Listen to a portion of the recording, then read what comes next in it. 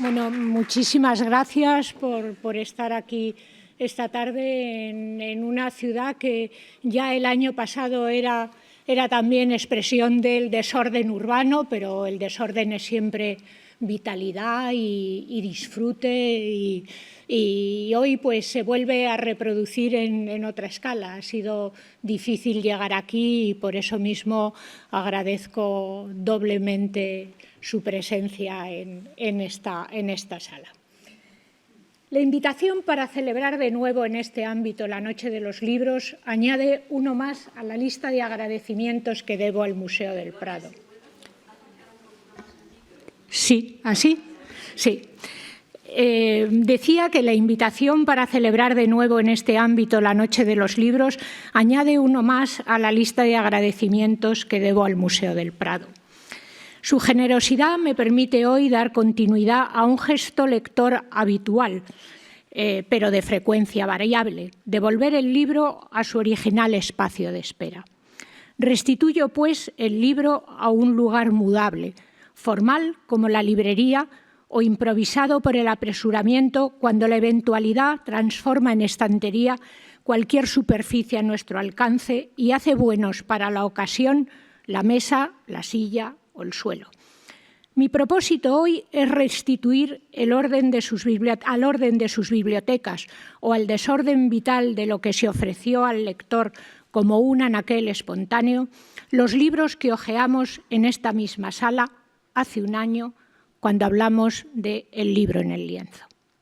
En mi línea de investigación, reflexionar sobre el sentido y el trasfondo cultural de la ordenación del espacio librario a través de la representación plástica obliga a considerar varios elementos con un mismo nivel interpretativo para aproximar un entendimiento global de lo que vemos representado. Es imprescindible en este análisis considerar como un conjunto los sistemas de ordenación del conocimiento y sus instrumentos de acceso, los índices, los catálogos, las consabidas y ya viejas fichas de las que no nos queremos separar nunca, la arquitectura, las artes decorativas y todo lo que documenta los cambios en educación, industria y comercio del libro, hábitos lectores y coleccionistas, sociedad y economía, porque es la única forma de explicar el alcance simbólico y representativo de bibliotecas, librerías formales o casuales. Tomo de nuevo como punto de partida el siglo XV, porque el cambio que supuso la aparición de la imprenta al propósito que planteo en esta charla es fundamental en cuanto a sistemas de conocimiento y su difusión, circulación de textos y de libros, producción y comercio, y como consecuencia de todo ello, al desarrollo de bibliotecas institucionales y privadas. Centro mi atención en estas últimas, en las particulares, en las privadas, por la elocuencia de su dinamismo antropocéntrico. En el siglo XV abundan los testimonios contemporáneos valorando la irrupción de esta nueva tecnología, de la imprenta, como una fuente de luz, y elijo dos cartas, una real, dirigida a Juan de Carvajal, el cardenal y el legado pontificio, una figura crucial de la cultura imperial, de la cultura libraria, de la historia cultural del siglo XV, y otra de ficción, la de Gargantúa a Pantagruel. Ambas proceden de personajes significativos. La primera es de Silvio Eneas Piccolomini, el futuro Pío II, dueño además de una de las más importantes bibliotecas del Renacimiento, la maravillosa biblioteca de la Catedral de Siena. La segunda es de François de Rabelais. Los dos testimonios nos recuerdan que para los intelectuales del siglo XV los caracteres móviles de la oficina de Minerva se consideraron antídotos de las tinieblas medievales.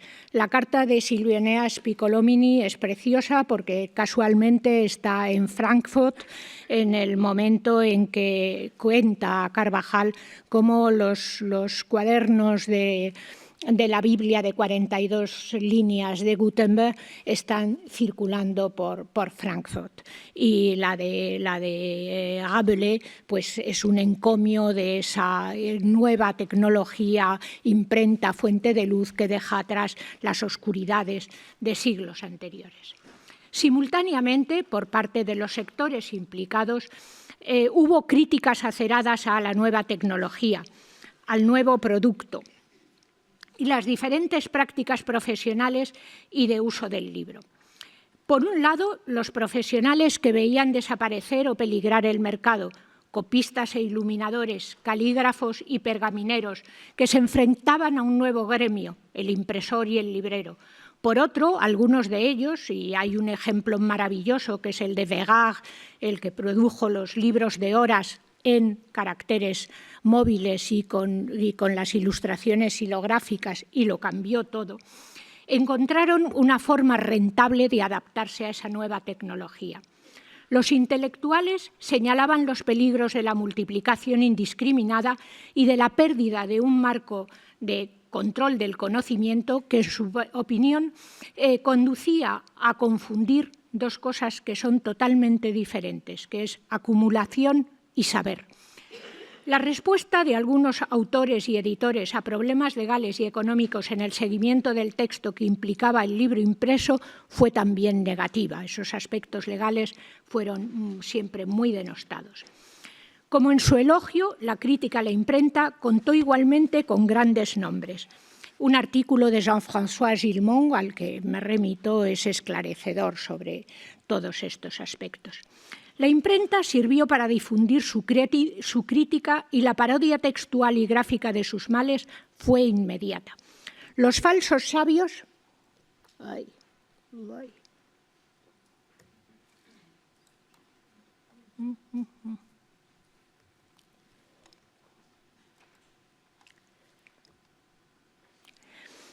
Los falsos sabios son viajeros preferentes en la Nef de Fou, que ven ustedes representada, una nave pilotada por un doctor de la universidad, que es este, un cabeza hueca que aparenta erudición manejando 4 palabras en latín salpicadas en la conversación. La sátira moral encerrada en esta denuncia de la locura universal es una edición que obedece a un programa editorial en el que la autoría la forman el autor, Sebastian Brandt, el librero, Johann Bergmann, y los ilustradores.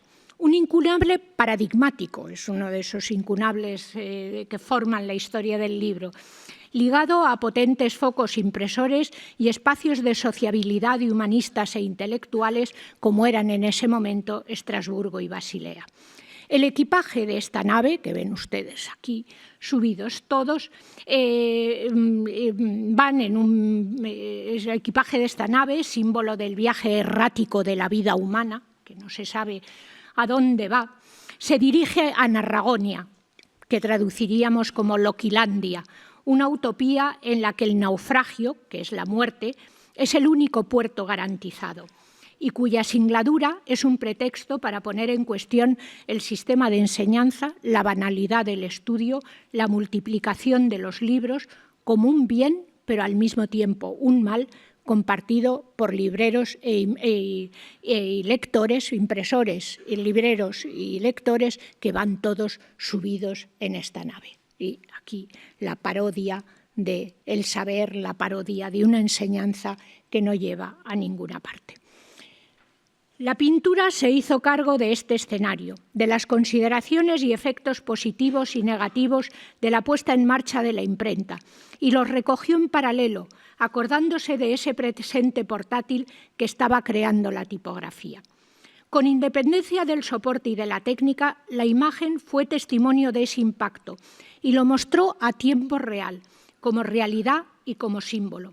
El valor paralelo de la imprenta, que imprenta, grabado calcográfico y pintura al óleo tuvieron para la mentalidad renacentista, lo documentan los grabados de los Nova Reperta de Stradanus, un canon renacentista de los considerados 24 grandes descubrimientos de la época, en los que el artista no dudó en equiparar el avance que supusieron estas técnicas, la imprenta, el grabado calcográfico y la pintura al óleo, con cosas tan importantes como el descubrimiento de América. Y todo eso Stradanus lo puso en paralelo. Y aunque solo con citar Nínive, Pérgamo, el Serapeion, la Casa de los Papiros o Alejandría nos señala que la antigua necesidad de dar un orden a grandes colecciones de textos en un espacio se remonta en el tiempo, la arqueología adolece, como se puede ver, del rendimiento de dos medios de difusión de imágenes contemporáneos a la imprenta, la pintura al óleo y el grabado calcográfico, y en ese momento también la generalización del grabado xilográfico, el grabado en madera, anterior a la tipografía. Aquí pues vemos estas tablillas de la biblioteca del último gran rey de Asiria, de Asurbanipal, el código de Hammurabi, el poema de Gilgamesh, pero también pues estos fragmentos en los que hay una enumeración de títulos y de registros de incorporación de botines de guerra, es decir, que esa necesidad de catalogar, de dar un orden, de crear un registro de memoria es algo tan antiguo como la historia de la civilización. En la búsqueda por circunscribir materiales diversos o más o menos homogéneos a un orden que permitiese recuperarlos con fiabilidad, listas, inventarios y catálogos se revelaron históricamente como los instrumentos más eficaces para conseguirlo.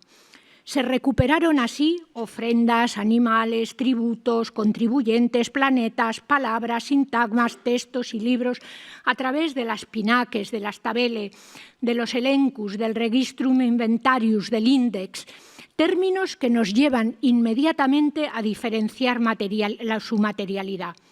La arcilla, la cera, el papiro, el pergamino o el papel, y también su escritura, empezando por esto que vemos aquí, la letra cuneiforme de Nínive, y a precisar unas funciones llamadas a satisfacer fines tan diversos como el enciclopedismo, ya sea el medieval, el renacentista, el filosófico, las necesidades comerciales de libreros, de editores o la representación simbólica de la majestas y del estatus social de patricios, nobles, burgueses, así como las reprobables necesidades del veto y la censura. Y en la cabeza de todos tenemos los terribles, pero también elocuentísimos índices inquisitoriales. La tipología de los catálogos e índices es compleja, precisamente porque ni siquiera la finalidad con que se les asocia en primer término, el acceso a los textos y a la memoria conservados en las bibliotecas, la satisfacieron de igual manera. Por eso, a lo largo de la historia, los catálogos, espejos en los que se concentra la integridad de una colección, son elementos materiales y narrativos variables. El arte ha acompañado y ha sido testimonio de su evolución y lo ha hecho contextualizando las librerías y las bibliotecas a las que esos catálogos daban acceso entre el símbolo y la realidad, y así ha conservado su valor como herramienta de medición entre el conocimiento y la sociedad. La imagen documenta incluso la necesidad de orden de textos que, como la Biblia, son libros de libros, y deben, por tanto, interpretarse como bibliotecas. Hay textos que son en sí mismos bibliotecas. Un ejemplo perfecto de esta exigencia interna, resuelta en una espléndida metáfora, es la tabla inaugural figurativa de la Bible historiale tardomedieval de la Bibliothèque Mazarin, que vemos aquí. Los libros bíblicos, que son todos los libros de la Biblia que vemos representados aquí, se representan como códices ordenados en los 25 cajones de la biblioteca. El mueble que vemos, mueble de madera, amarilla, y los 3 colores de las encuadernaciones que diferencian los niveles de interpretación de los libros bíblicos. Los rótulos de los cajones reproducen una biblioteca habitual y son el símbolo de la cultura de la Iglesia. Las parábolas de Salomón, por un capricho, necesidad de la ordenación del escriba, se destacaron en este otro lugar. Bibliomanía, el modelo más antiguo de organización de una biblioteca pública medieval, basada en la del canciller de la Catedral de Amiens, Richard de Fourneval, se resuelve en un sistema de letras y de colores para diferenciar las secciones de ordenación del saber. Es este el sistema de ordenación del saber de la bibliomanía. El oro, que es la teología, el negro o el amarillo, los padres de la Iglesia. Y este es un códice que se conserva en la Bibliothèque de la Sorbonne y que es del primer cuarto del siglo XIV. Esta clasificación que vemos aquí era una respuesta a una necesidad real de orden manifestada históricamente. A finales del siglo VI la reclamaba Braulio en el prefacio de la vida de San Emiliano, advirtiendo que las montañas desordenadas de libros eran un limbo de textos y una trampa para el estudioso, que perdía el tiempo desbrozándolas para localizar los códices. Su reclamación partía de su propia experiencia en la biblioteca episcopal y en la del monasterio de los Santos Mártires de Zaragoza, al afrontar, como hizo, la corrección del Liber Judicum, el catálogo de las obras de San Isidoro de Sevilla o la copia de códices como vía internacional de formación de bibliotecas y transmisión del saber en el Scriptorium episcopal que puso en marcha. Y aquí vemos a Braulio y vemos a San Isidoro en este preciosísimo códice que se conserva en una abadía benedictina de Suiza y es de la segunda mitad del siglo X. Los evangelistas de las tablas de Gabriel Maleskircher, que están en la Fundación Thyssen, fueron parte del encargo del monasterio benedictino de San Quirino en Tergenese. Los sorprendemos en su estudiolo, trabajando concentrados en las escrituras, una representación de la realidad de la vida monacal en torno a los años 1473 y 78, que respondió a un encargo preciso del abad. Tan fiel es la pintura en la recreación de una actividad y de un espacio cotidiano de la vida monacal que los evangelistas, identificados por sus símbolos, yo solamente he conservado este porque he tenido que recortar los otros para darle prioridad a lo que quería enseñarles a ustedes, que eran las bibliotecas. Los evangelistas no se muestran como autores de sus libros sagrados, sino como copistas de textos. El artista reproduce un minucioso y espléndido catálogo del mobiliario y de todos los elementos librarios de un scriptorium, biblioteca rural del siglo XV, un centro intelectual de conservación, de producción de textos y de transmisión cultural, como lo era San Quirino. Y esta transformación de Marcos, Mateo, Lucas y Juan en escribas y miniaturistas se explica porque copiar manuscritos antiguos era una tarea imprescindible impuesta por Casiodoro entre los monjes del Vivarium, una labor indispensable para producir instrumentos de trabajo, compilaciones temáticas o textos de meditación para la lectura individual y colectiva de la comunidad, que en este momento facilita la forma del códice.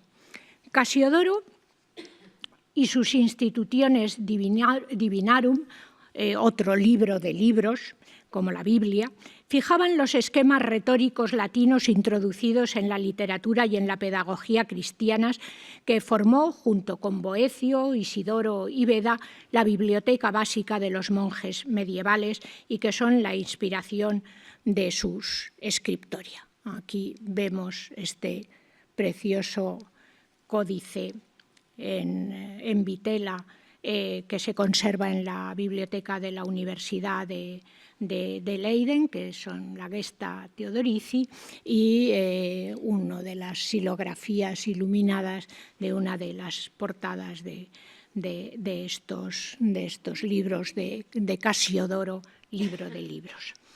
80 años después, 1547, Agustín, Jerónimo, Gregorio y Ambrosio, padres de la Iglesia latina, revestidos de sus dignidades episcopales y papales, meditan ante un atril, arropados por sus bibliotecas.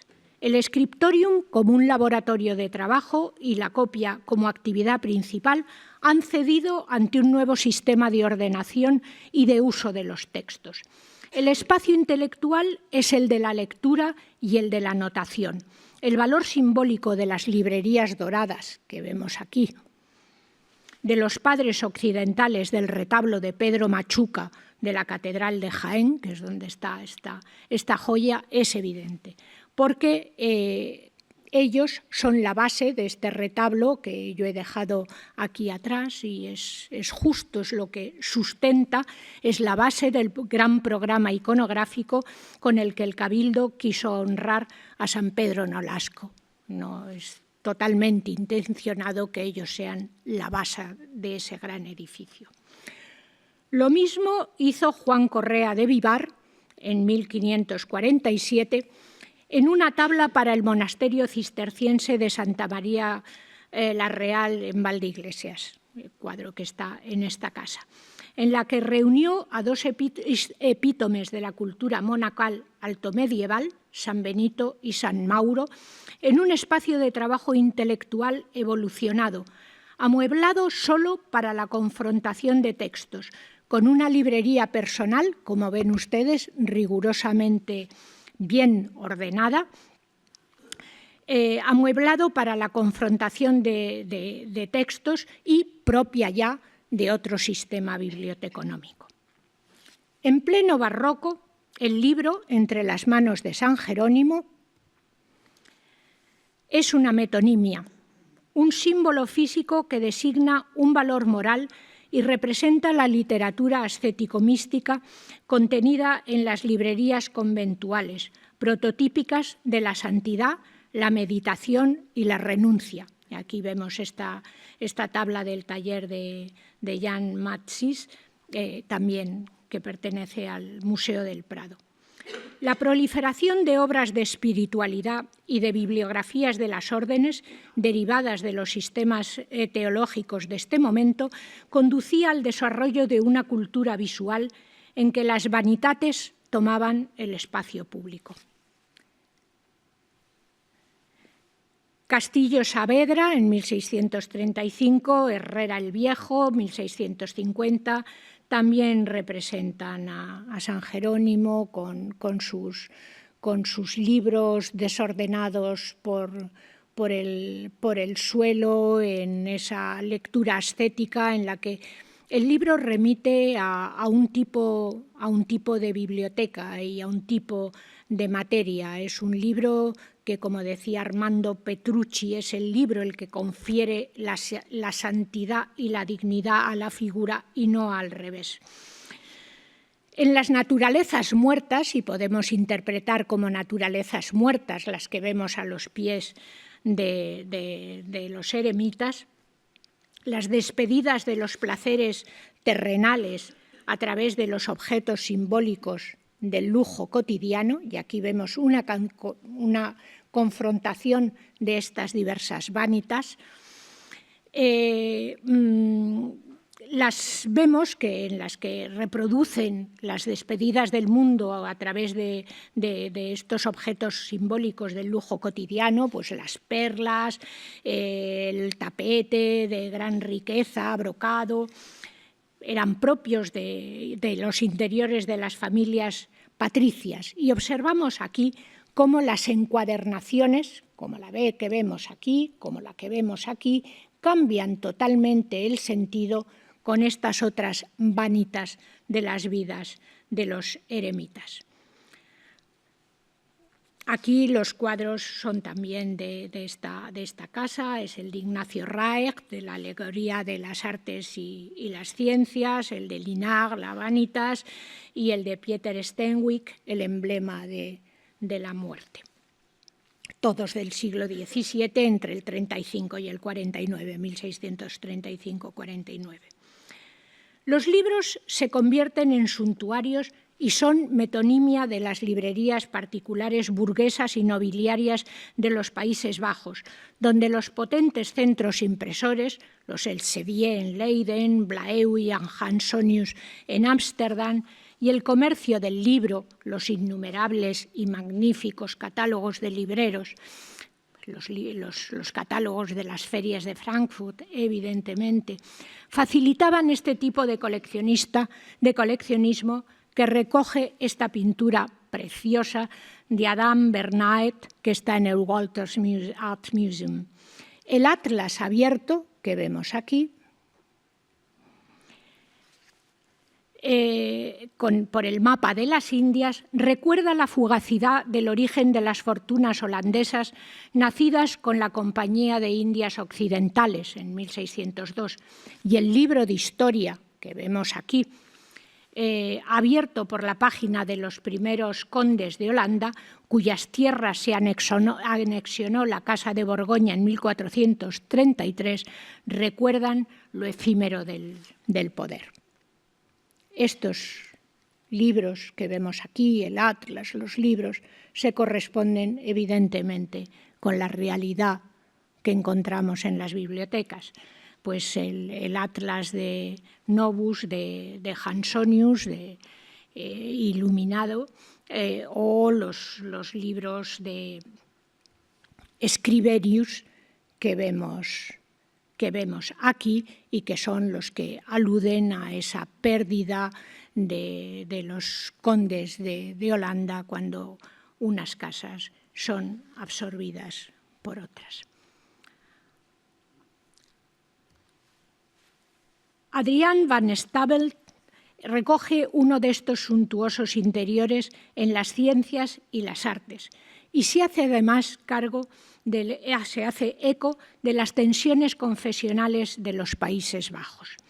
El arte visualizará también el violento enfrentamiento entre protestantismo y catolicismo y lo hará en el seno de la biblioteca, que es lo que a mí me interesa aquí. Y de nuevo la biblioteca se convertirá en un símbolo, será el escenario de esa querella confesional de contenido político. Los dos personajes centrales que vemos aquí, bueno, aquí vemos representado ese mundo de los libros, de los atlas, del mapamundi, pero también de las maravillas, de los mirabilia, del coleccionismo propio de este momento. Pero vemos a estos dos personajes centrales que contemplan un cuadro, que es este cuadro. Es un cuadro que evoca la destrucción de obras de arte llevada a cabo por los protestantes a finales del siglo XVI. En la pared del fondo, sin embargo, vemos aquí este cuadro, que es el que vamos a comentar ahora mismo, en el fondo, que es este cuadro. Y en este cuadro se muestra a Minerva y a la fama, Minerva y la fama, socorriendo a la pintura del ataque de la ignorancia. Se alude así a la protección que en los Países Bajos católicos se daba a las ciencias y a las artes, al contrario que en el norte protestante. Sin embargo, en el interior de la puerta de un escritorio flamenco, que se encuentra en la Fundación Lázaro Galdiano y que, claro, es pequeño y la imagen ha dado de sí, y agradezco muchísimo a Paloma Málaga todo lo que me ha ayudado para poder mejorar la calidad de esta imagen, pero no daba mucho más. En este escritorio flamenco de madera de ébano y de cobre del Lázaro Galdiano de 1650, vemos en el interior de la puerta derecha una imagen enormemente interesante. Es Minerva y Calvino, que está aquí, armados con libros que aunan sus fuerzas para expulsar de la biblioteca, que la tenemos, representación del saber y del amor divino, a Venus, que está aquí y que huye con Adonis, alegorías del amor carnal y de los vicios, que son lo que encarnan los católicos. En esta contraposición de visiones confesionales de un mismo programa iconográfico sobre los conceptos clásicos de amor y belleza, es relevante la existencia de esas librerías privadas flamencas, que son las que vemos aquí, que es lo que permite elevar la biblioteca a categoría de símbolo. Como contrapunto a todo esto, el 500 había ofrecido otras propuestas, celebrando un momento triunfal de la biblioteca como un excepcional espacio artístico. Responden a programas conceptuales complejos y articulados en una arquitectura y pintura que expresan de una manera conjunta una determinada concepción epistemológica resuelta como un emblema tridimensional y figurativo. Una bóveda frescada, que es esta, acoge el studiolo de Francisco I de Medici en el Palazzo Vecchio de Florencia. Es Vasari quien supervisa el trabajo de artistas como Allori, como Stradano, como Amanati, como el Gian Bologna, miembros de la Academia del Diseño. Ejecutaban un programa decorativo sustentado en la colección, proyectado por dos humanistas, Giovanni Battista Adriani y Vincenzo Borghini. Una celebración de las artes y las ciencias, definición del Gran Duque de Toscana, que está encarnado como Prometeo en la clave de esta bóveda y al que la naturaleza le ofrece una joya rendida a sus pies. Pero lo que es interesantísimo, porque es un sistema de ordenación, y un sistema de ordenación de colecciones, es que las colecciones se ordenan de esta manera. Se ordenan conforme a los 4 elementos y sus correspondencias, los elementos, con los humores del hombre, es decir, toda la teoría de los humores, de las estaciones y las cualidades, que son las metáforas de la colección del Duca, y que fueron el sistema de clasificación que sirvió para ordenar en categorías un conjunto excepcional e íntimamente ligado con la devoción de Francesco de Medici por la alquimia y por los fenómenos ocultos. Entonces, la correspondencia entre los elementos, la correspondencia entre los humores y la correspondencia de las diversas colecciones con todo esto. Los libros formaban, evidentemente, libros excepcionales, el conjunto de estos estudiolos. Federico de Montefeltro encargó su studiolo para el Palazzo de Gubbio a Francesco di Giorgio Martini, quien imaginó para el duque su propio cosmos cultural taraceado en madera de nogal, palo de rosa y cerezo, que ejecutaron en Florencia Giuliano y Benedetto da Maiano. Un trampantojo que reproducía especularmente la colección y fingía el orden, el desorden de instrumentos, de libros, de pájaros exóticos en esta biblioteca excepcional que vemos aquí, este espacio magnífico en este trampantojo. En Urbino, su biblioteca vivía al amparo de sus armas, que vamos a ver ahora mismo aquí. Estas son sus armas, el águila entre lluvia de llamas. El índice Vecchio, que es el que tenemos aquí, redactado por su bibliotecario Agapito de Urbino en 1487, es probablemente copia del primitivo que levantó Lorenzo Astemio en tiempos del propio Duca. Reproduce el orden de los volúmenes, que eso es lo que nos interesa, con una formidable colección de manuscritos. Los manuscritos de Federico de Montefeltro son excepcionales, la Biblioteca Urbinate. Describe las encuadernaciones, algo que a mí me interesa particularmente, y marca un uso vivo de los libros, marca las desapariciones y los préstamos. Todas estas anotaciones marginales que se ven por aquí son el uso vivo de esa colección. Y no he podido no reproducir la primera página, la prima pars de la Biblia pulquérrima, bonitísima y adornada de esta colección. Un bibliotecario de lujo, propietario de un taller de copia y miniado en Florencia, fue el que orientó las adquisiciones y facilitó los mejores contactos para el Scriptorium Urbinate. Y es así como se forma esta biblioteca excepcional, que otro gran papa bibliófilo, Alejandro VII, no dejó pasar desapercibida y la capturó para la Vaticana en 1567. Alejandro VII era Fabio Chigi, una familia de potentísima de banqueros de Siena y criado él mismo, como toda la familia, en una biblioteca excepcional, familiar, y además creador de una de las grandes y maravillosas bibliotecas que existen, que es la Biblioteca Alessandrina. Giuseppe Arcimboldi elevó a alegoría manierista la singularidad de estos privilegiados espacios en los que los sistemas de ordenación articulaban lecturas de objetos diversos. Rodolfo II de Habsburgo, con otro estudiolo magnífico, no dudó en incluir estas fisionomías que hizo Arcimboldo en su estudiolo, como una extravagancia más.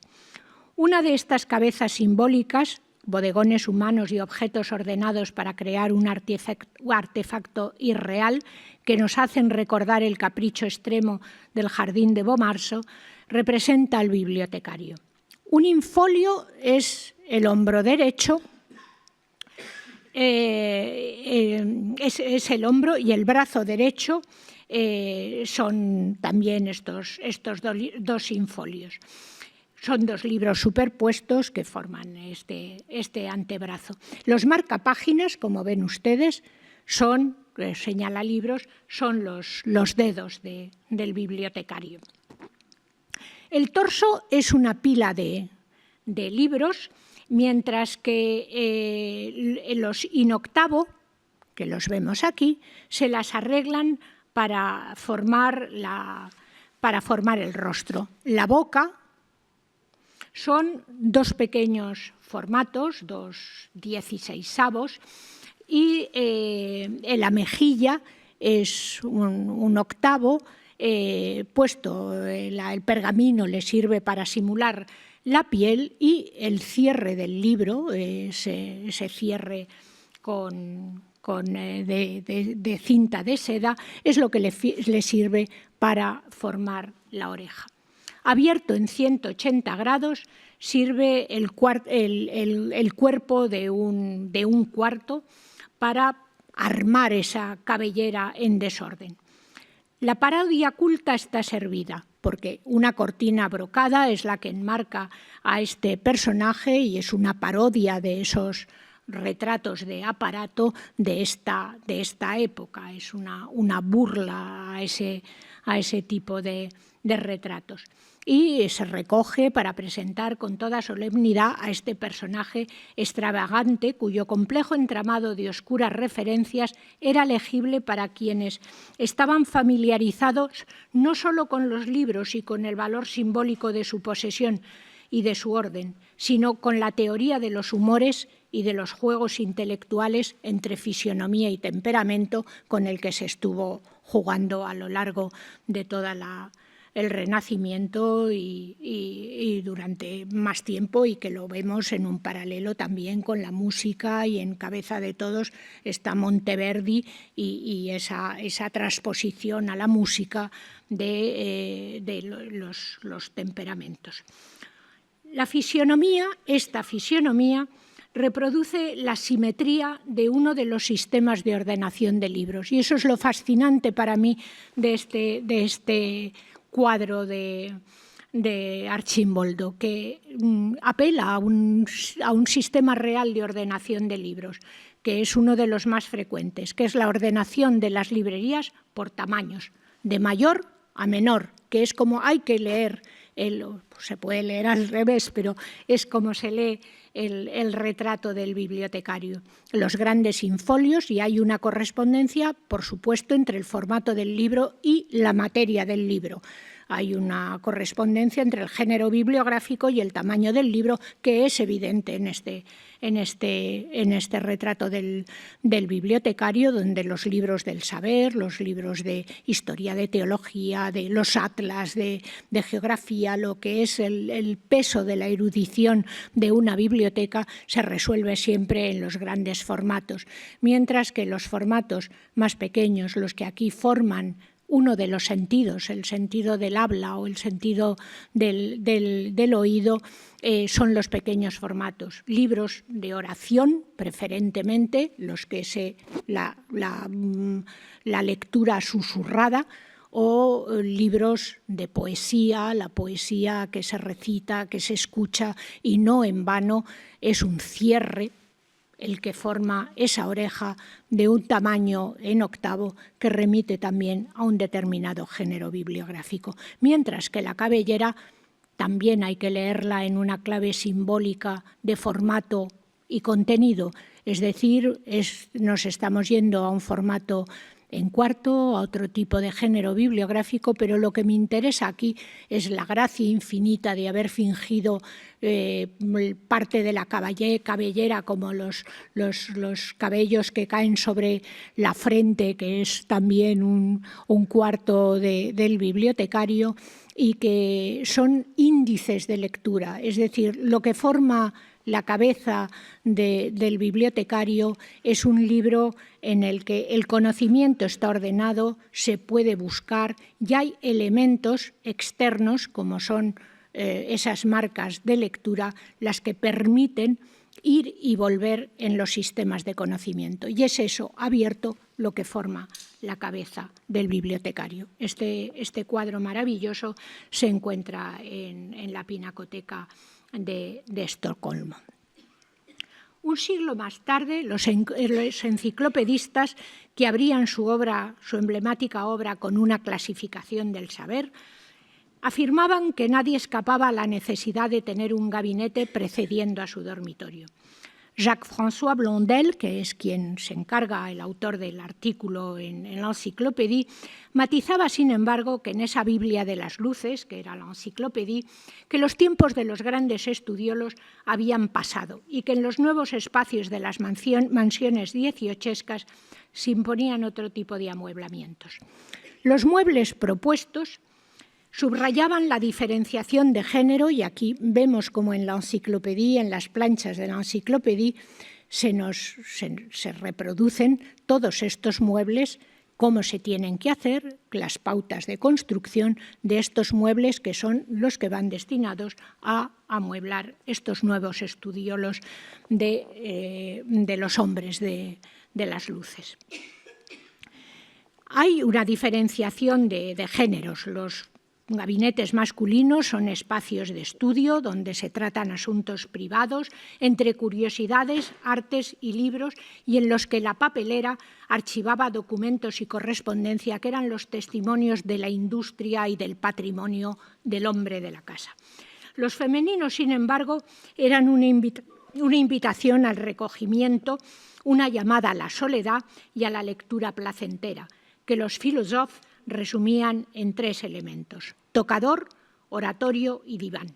Las precisiones alcanzaban también a las formas de los gabinetes, y para los de estudio se recomendaban las formas regulares porque daban cabida mejor a los muebles, y se aconsejaba una decoración sobria, acorde a la gravedad que los negocios y los estudios requerían. Dejarse ir con las formas caprichosas e irregulares, la ligereza y el exceso de la decoración se reservaba, y aquí vemos estos muebles construidos, para la toilette y la vida social. Con todo esto, la Encyclopédie señalaba el cambio social de esta época, la nueva nobleza del dinero y la presencia determinante de los comerciantes en el ascenso y el ensanchamiento de la pirámide social. Unos ejemplos de estos muebles, que es lo que la Encyclopédie marca para ebanista y marquetería, y como ven ustedes, en un mueble real de esta época, la ebanistería y la marquetería siguen esas pautas que marcaba esa Biblia. Aquí vemos a Madame Cinquième, que es la hija quinta es Madame Sophie, es la quinta hija de Luis XV y de María Letzinka. Está en su biblioteca en 1776. Como ven ustedes, con este mueble real tan acorde, la mesa pintada en verde y sus pequeños libros fuera, porque es una mujer que lee, pero que lee en ese espacio placentero y e íntimo. Sin embargo, aquí tenemos a Antonio Guidini, que es el hijo de un droguero ascendido y que se dedicó al comercio para especializarse en telas y servir al duque de Parma, a don Ferdinando. Este es un cuadro maravilloso que está en el Museo de Franco Maria Ricci en Fontanelato. Guidini tenía relaciones con los Booth de Manchester y orgullosamente muestra su posición. Como ven ustedes, la biblioteca, el mueble de biblioteca de Guidini nada tiene que ver con el que hemos visto antes de Madame Cinquième, en su sobriedad, en estas forma de cerramientos que tiene la biblioteca con las grilles que eran típicas de bibliotecas masculinas. Y Guidini muestra orgullosamente su posición, el origen de su fortuna y su viva actividad en este desorden de papeles y de cartas y de contratos comerciales que tiene sobre su librería. También muestra sus relaciones con las cortes y su conspicuo cliente. Y vemos a su primogénito, que es este niño con este sombrero azul, que sostiene en la mano un medallón que conmemora el matrimonio de don Ferdinando de Borbón con María Amalia de Habsburgo en 1769, que permite, por una parte, fechar el cuadro, pero que por otra es una referencia clarísima a la prosperidad y de su estirpe y al lujo en el que su comercio y su prosperidad permite vivir a su familia. Es muy divertido el que su mujer, que lleva este exquisitísimo vestido, pues la seda que lleva no era una de las que hacía él, sino una seda lionesa de las facturas de Lyon, evidentemente de las cuales se solía vestir también en gran parte la corte borbónica. Una sociedad en la que el lujo cobraba un protagonismo diferente por el número de consumidores y por el poder de las corporaciones de comerciantes, entre ellos las de libreros y impresores. El rango, que ahora sobrepasaba los límites nobiliarios, era patrimonio de nuevas clases sociales. París era una fábrica del lujo en la que un marchante como Edmé François Guersin se hacía anunciar por Antoine Watteau, y en Madrid Luis Paret no se resistía a plasmar la riqueza de una de estas tiendas, donde vemos en este ángulo a un joven caballero buscando los libros. Es un cuadro del Lázaro Galdiano. Que los artistas sirviesen los intereses publicitarios del mercado no era una novedad absoluta, ya que, como ocurre con las propuestas bibliográficas y con los sistemas de ordenación del conocimiento, el siglo XVII también había formulado su iconografía del lujo. A la Galerie du Palais, de Abraham Devos, el artista dejaba ver la sociedad parisina en 1638, curioseando en las tiendas de la Galería del Palacio de Justicia. Entre mercerías, joyas y telas están los libros. En la librería y sobre un brocado de lises que vemos aquí, pues se venden, están instalados y se pueden identificar todos estos libros que yo me salto, pero está Maquiavelo, está Boccaccio, están novelas, tratados de historia, pero solo destaco el que la librera está vivamente mostrando muchísimo interés en enseñarle a este cliente el qué. Un libro que es La Marianne de Tristan l'Hermite, una tragedia editada en 1637 por Courbet, en la que casualmente Abraham Devos había hecho el frontispicio. También vemos aquí a la derecha cómo Abraham Devos, que hace la propaganda de la Galerie du Palais, se hace su autopropaganda. No solamente se muestra él con ese libro en el que ha colaborado, sino que vemos aquí los abanicos de Abraham Devos. los abanicos de Abraham de Vos, que como este, que se conserva en el Fine Arts de Boston, pues y también pues son Ovidio y las Metamorfosis, y vemos también el nacimiento de Adonis y Dafne, pues Abraham de Vos, cómo no, se hacía propaganda en todo esto. Todo sumaba para formar bibliotecas privadas, nuevos autores, nuevos formatos, y aquí vemos en este precioso cuadro de Boucher a la Marquise de Pompadour. La Marquise de Pompadour, también con una de estas bibliotecas y en un medio como el que nos hemos referido antes, esos medios que se consideran femeninos, frívolos, más ligeros, súper decorados.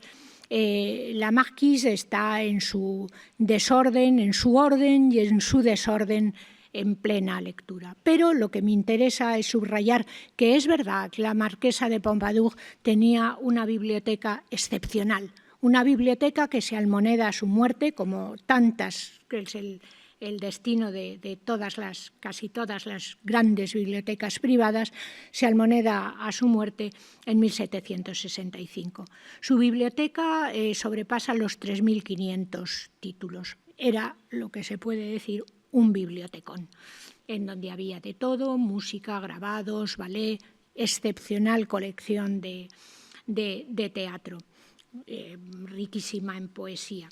Pero lo que me interesa de este catálogo, que el que se organizó para su venta, es que el catálogo se organizó siguiendo el orden de la propia biblioteca de Madame de Pompadour, que estaba dividida en 10 grandes categorías. Era una biblioteca temática. Sin embargo, para la venta de los libros, y eso también me interesa porque va dirigido a un tipo de coleccionista que es el que va a comprar los libros, ahí se crearon los índices de autores y de obras para que la gente pudiese elegir. Y en este ejemplar del catálogo de libros de Madame de Pompadour fue alguien que asistió a la subasta y que fue anotando los precios finales. Me interesa también muchísimo de este catálogo el que señala hasta 11 elementos diferenciadores dentro de la encuadernación o de la emisión de los libros. Es decir, el catálogo recoge, testimonia el interés bibliófilo que había real en ese momento. La fotografía es testimonio de todos los cambios acaecidos desde 1829 y su forma de mostrar el orden, el desorden y el caos de los libros es la imagen alegórica de casi 2 siglos de convulsiones culturales, sociales y políticas. Y es la fotografía la que me servirá para cerrar este recorrido centrado en la individualidad más que en las instituciones, porque es lo que más me ha interesado y que está lleno de lagunas evidentes impuestas por el tiempo. Cándida Hofe reunió la intimidad estática de las bibliotecas que consideró más bellas en un libro que ya es clásico y que yo creo que tenemos todos, prologado por Umberto Eco. Annie Leibovitz buscó, sin embargo, a la persona en los libros, una vía muchísimo más interesante. Y Sophie Bassols, que es la artista de esta magnífica foto, nos reveló la singularidad de Iris Murdoch entre el orden y el caos, simbolizando en las mareas vivas de su escritorio, como ven ustedes aquí, la existencia de una mujer intelectual contemporánea que, como reclamaba Virginia Woolf, tenía una habitación propia, un universo de libros y de arte. Su estudiolo, que es este, como los que hemos visto antes, como una buena Oxonian, que era Murdoch, está poblado de arte contemporáneo inglés. Reconocemos perfectamente los óleos de Neil Drury o las maravillosas cerámicas de Clarence Cliff, y que muestran esa profunda variación de los exempla, de los modelos éticos que tutelaron las librerías privadas del pasado. Una metáfora me ayuda a devolver el último libro de esta intervención a su estante. La sinécdoque aquí es la persona. Borges y Franco María Ricci. Nini Mulas los sorprendió en el laberinto de la Masone un verano de 1977. Encarnan y simbolizan bibliotecas ancestrales que ellos llevaban dentro. Representan el orden y el desorden de los libros que ellos llevaban dentro y nos enseñan que ser cómplices en el amor a los libros es lo único que asegura la eternidad. Muchas gracias.